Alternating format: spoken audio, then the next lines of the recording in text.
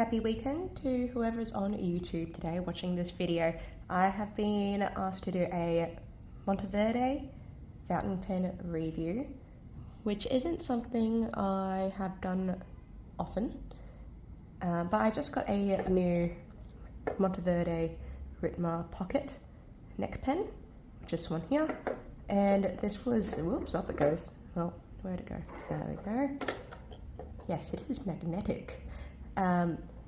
And I also have this old, relatively to me, full-sized Monteverde Ritma. And I couldn't resist getting both in black. Well, this one's only available in black anyway. And I thought it was just so fitting that both of them had the Omniflex nib. Sorry, Omniflex nib? Yes. So I thought it'd be a nice comparison because this one's new and there's not much out there about it yet. So let's move these pens out of the way and bring my, this is my ink journal, which I have added stickers onto. It's a Lewis term. Let me just zoom it out a bit. There we go. I accidentally made two ink journals because I forgot I had this one already active and I made a new one in a different notebook. But that's okay. That's where, oh look, actually, here's one already.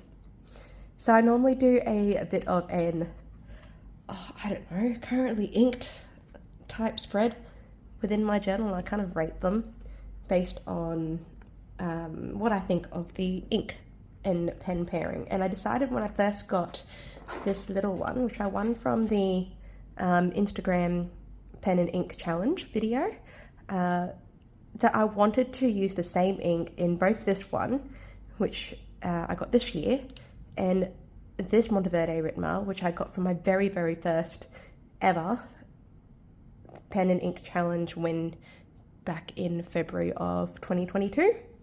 And I thought it would be so cute to ink them both with the exact same ink. So that's what this is here. That's this one over there, and then this one is sitting around over here. So I did a bit of a sketch of both, as well as a sketch of the ink bottle itself.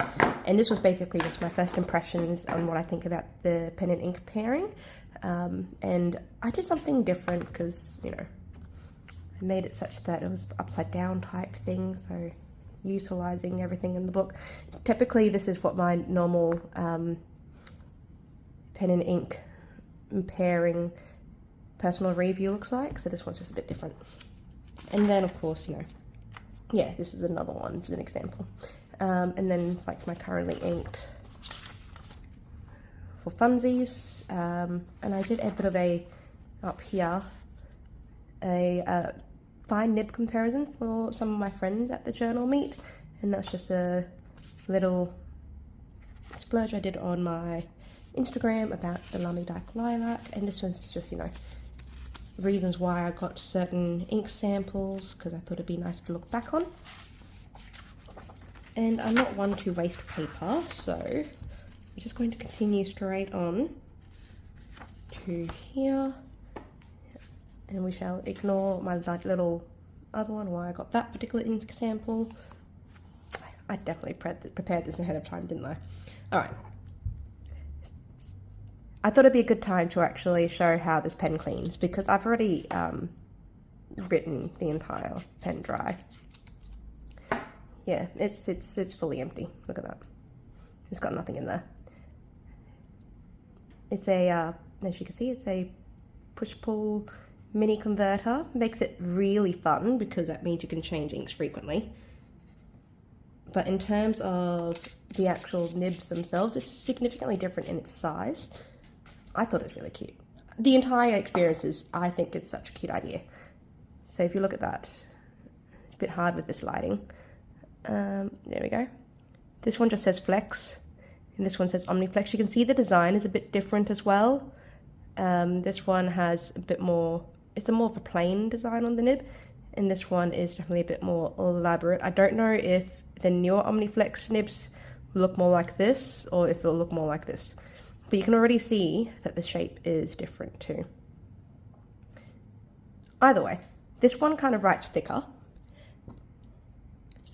than this one. And this one I initially thought was a dry nib, but actually it's a bit of a wet writer. It just has a fine line that I'm used to. And the tines, as you can probably see now that it has no ink in it, you can see that the tines are pretty tight at that tip there. You can see through the tines, but you can't see through the tines to the end. So what effect that has is when you actually use it, you need a little bit of pressure to open up the tines a bit to get it writing. Alrighty, let's go and clean up that pen. So for those who have followed me on Instagram, probably have already seen this type of setup before for my pen cleaning videos. So as always, I dismantle the pen. I usually take that one off, so just leave that over there so you can see it. This one, I'm lazy, so I literally just pull up the water from here, and then, let's see, and I basically just clean it this way, because it's faster. Look at that, it's pretty much all clean. See? Then you can just, you know, section it all up clean. And then because, you know, ongoing laziness, so I use this big syringe, fill it all up. It's an international standard, so it amazingly fits this particular, whoopsie daisy. Here we go. Check that out. Look at that. Fastest cleaning ever. It's already clear, but you know, I always put the full, I think 60 mils is in the syringe. I always put through the full 60 mils to clean out the fountain pen. I haven't decided what ink I want to put in this fountain pen again. I do have quite a few black inks, so, oh, you know what? I wouldn't mind putting a grey ink in there. I think one of my friends gave me a Diamine grey sample to try. So I think it'll be fun to give that a bit of a try in this pen.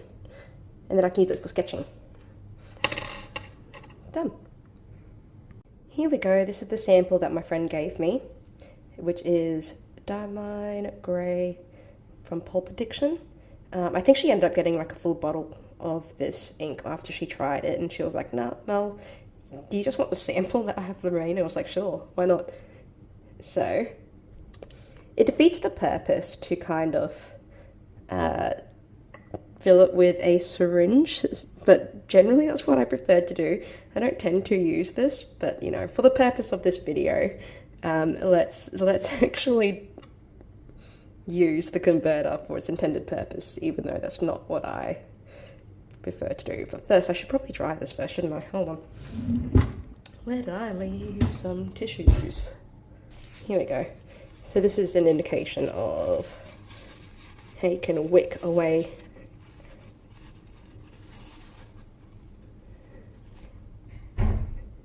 well, that's pretty much dry.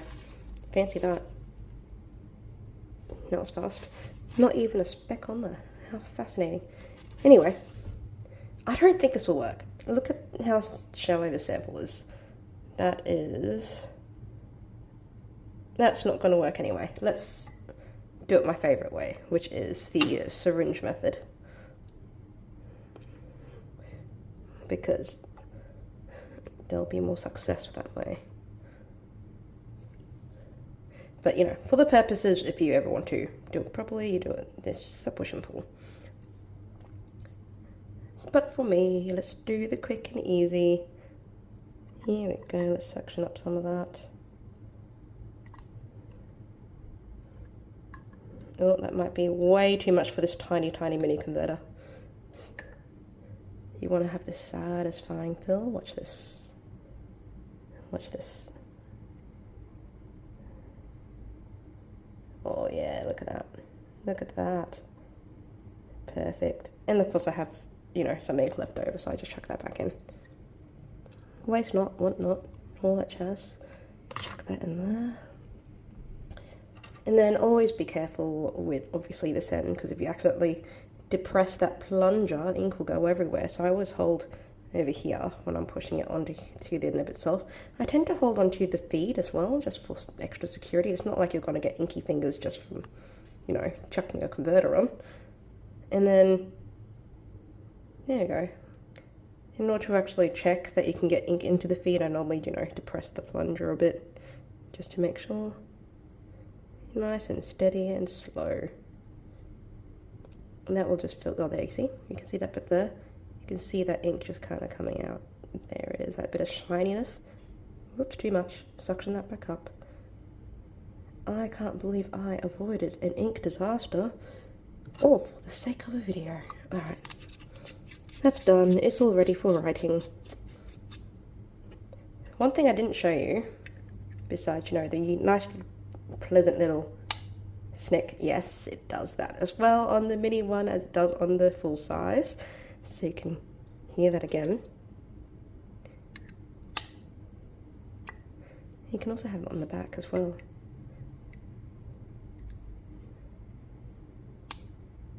Isn't that cool? Not that I actually post it when I'm writing. Anyway, that aside, the other thing I haven't shown is just this section here is actually removable. And I do believe it might cause an issue with maybe the ink seal, because people always complain about ink drying out because you can actually see the nib there. But the purpose of that was to put the convertible neck pen lanyard on. I just don't use it. So somewhere in its box. So yeah, that might be an issue for some people. And we're back to this side with my notebooks. And since I wasn't actually intending to ink this pen, but you know, things got away from me. So let's actually do a little journal entry in my ink journal, the way I normally do things when I have a new ink and pen pairing. So I always start off with the title of the ink because in ink journals I focus mainly on the inks, and this is Diamine. And I always like to do the nice swoopy lines. And it's not a fancy name, so we can start from the end. Ooh, that's not a good sign. Let's see what's happened here. It hasn't really gotten down. All that effort to push that ink and almost causing an ink accident, and it hasn't even gone down to the feed. How disappointing. Alright. Troubleshooting time. See, this is all live. See that there? Silly, silly. Now I had to risk making problems for myself.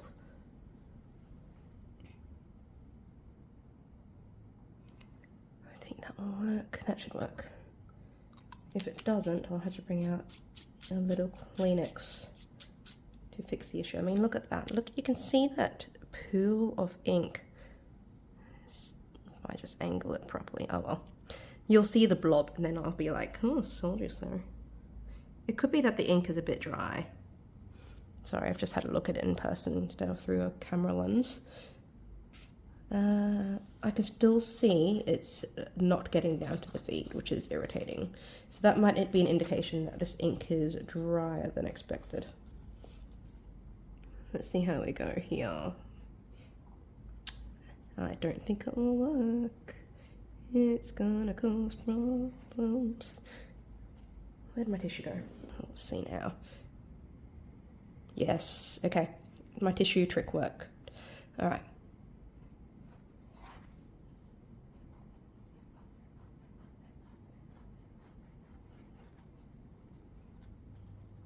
Oh, I love doing G's. G's like my favorite letter, just because how many swirls it has. Look at this. Oh, yeah.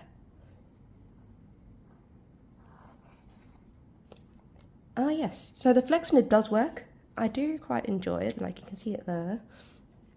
The next thing I do is if I remind myself of my pattern. Hold up. Let's see, I always put down, gosh. Yeah, I always put down the actual pen as well. But I always do the pen in capitals. This wasn't really quite centered, but that's okay. Things never turn out the way you expect when you try to film it. Anyway, this is a Monteverde. Ritma. Pocket. Neck pen. I hate that it's called a neck pen.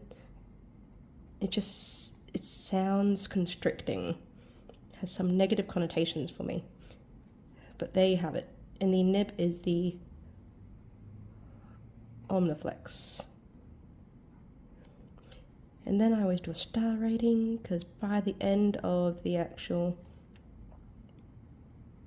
writing segment, I'm able to get a bit of an idea of how much I would rate this specific pen and ink pairing. And I always put the date as well. What's today's date? The 16th? Yeah, let's go with the 16th.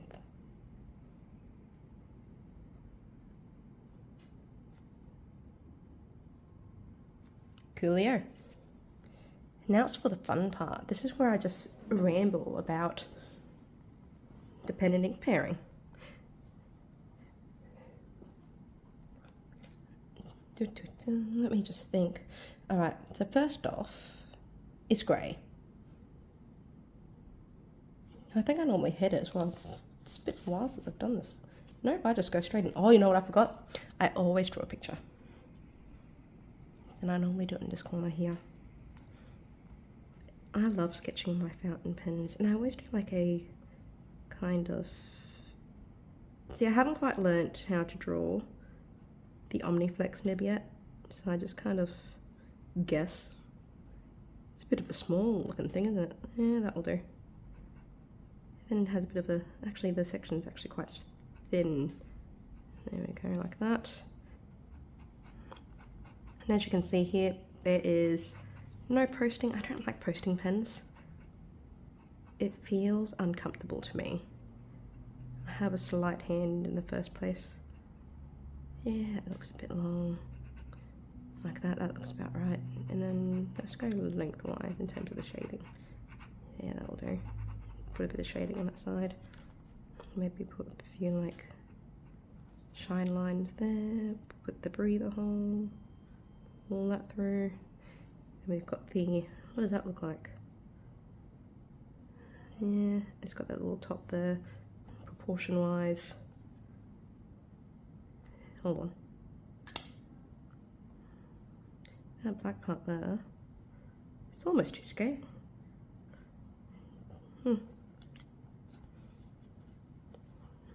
Should have done the easy way, halfway through. Out there.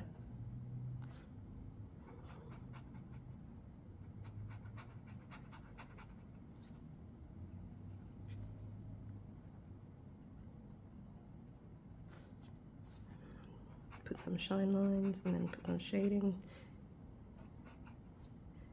Maybe make that one a smidge darker. The sample file itself, I put it away already. I believe it's taller than that. It might be about here. And memory serves me, it was quite a big chunky lid. It's a bit of stout looking vial, isn't it? Yep. Oh, that doesn't look right. Maybe make the lid a bit bigger. Give it a bit more texture over here. I believe it had a conical type of edge. Oh, I made my pen look much thinner than the vial. Oh well. You get the picture.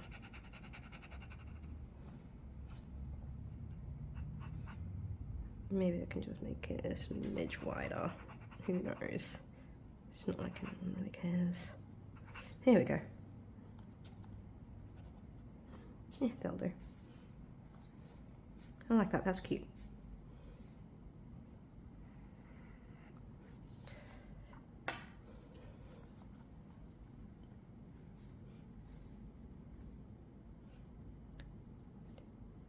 So in terms of the ink and pen, it's actually not bad. Oopsie. Knocked my improvised pen stand.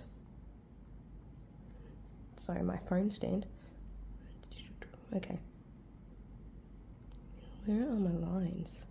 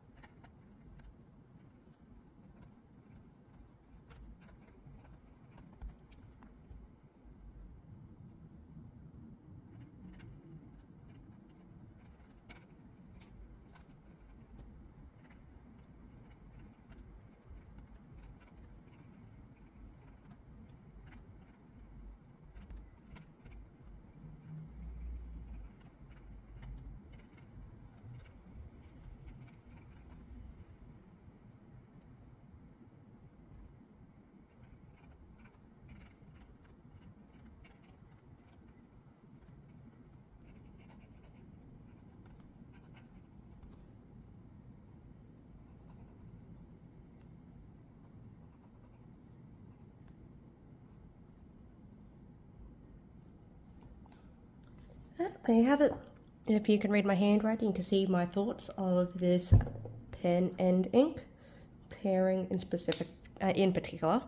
But in summary, I think it works well as a sketching ink and a sketching pen. I do like using the small size of it. It fits quite nicely in my hand, but then again, my hand's also small in comparison to others. I should show you the neck thingamabob. I'll be right back. It took me a bit to kind of find which box it is, because it still comes in a full-sized Monteverde pen box, but it has that's the actual name of it, what they call it, Ritma Gala Fountain Pen Convertible Pocket Neck Black Flex. And it has that little lanyard thingamabob.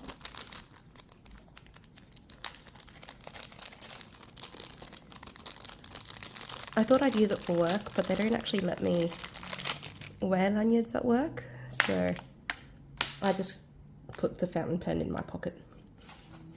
Perfect for a pocket pen, right? So what you do with that one, you can probably see it here. It's a screw in top. I haven't had any issues with the pen drying out, and that's purely just because it has such a small ink volume in the converter that it's never been an issue. I mean, I inked it up about a few days ago, and it's already empty because I just use it. I'm a bit of a prolific pen writer. Alright, that's it. So it strings along, you can wear it, it can dangle like that. I would have loved it if I was in a job where I could wear lanyards. This thing also comes off like that, so you can say if you have a really big head, you're wearing a huge hairstyle, you can just take it apart. But I'm not very coordinated and my head isn't that big, so gosh, this is harder than I expected. There we go, that's back on, but I don't use it.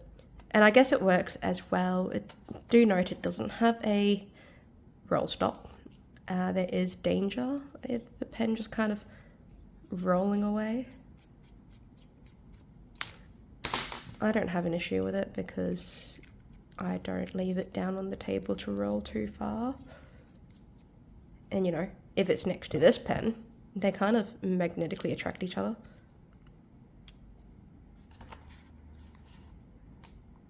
Yeah, I think it's really cute. I like both of them. So now this one has, this full-size Ritma still has black ink in it, and this one has grey, and I think that makes a very beautiful pairing. Well, I hope you find this comparison useful to you in some way. That's the Monteverde Ritma there, Monteverde Ritma USA there.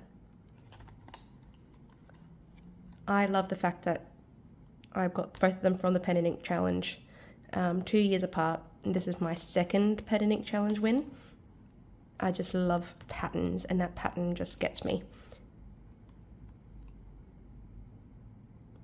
Anyway, if you found it helpful, feel free to make any other pen video requests. I don't know if this is the Monteverde pen review that was requested. It was very vague. It just said, can you do a Monteverde review? I do have quite a few Monteverde pens, and I guess I can do a few of them later on, but I'm still recovering from a cold, and I just felt motivated because it's been a while since I've done a long form video, and this pen is new, so I do like playing with new pens. I'll see you next time.